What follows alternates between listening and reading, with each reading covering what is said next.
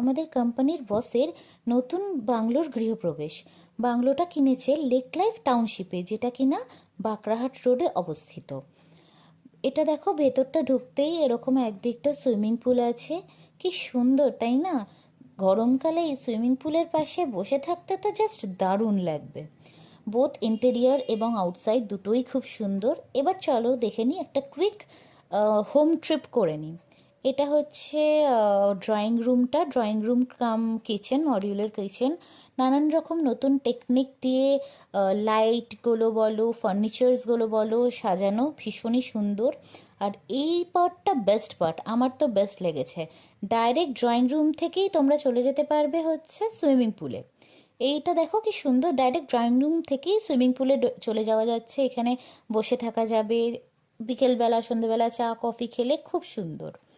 তারপরে আমরা চলে গেছিলাম রুমগুলো দেখতে। দোতলায় ছিল দুখানা রুম, দুটো বেডরুম। এটা 1 নম্বর বেডরুম, যার সাথে একটা অ্যাডজাসেন্ট বারান্দা আছে। বারান্দাটার থেকেও বাইরেটা খুব সুন্দরভাবে দেখা যাচ্ছিল। আর একটা হলো এটা সেকেন্ড রুম, এটাও খুবই সুন্দর। লাইটগুলো দেখো কি সুন্দর। এটার সাথেও আর একটা অ্যাডজাস্টেন্ট আছে, বারান্দা আছে। দেখো এটাও খুব সুন্দর, এখান থেকেও বাইরেটা খুব সুন্দর দেখা যাচ্ছে। তারপরে চলে গেছিলাম ছাদে। ছাদটাও বেশ ভালো, এটা বাইরের অন্য বাংলোগুলো। ছাদটা বেশ ভালো, মোটামুটি ভালোই জায়গা আছে।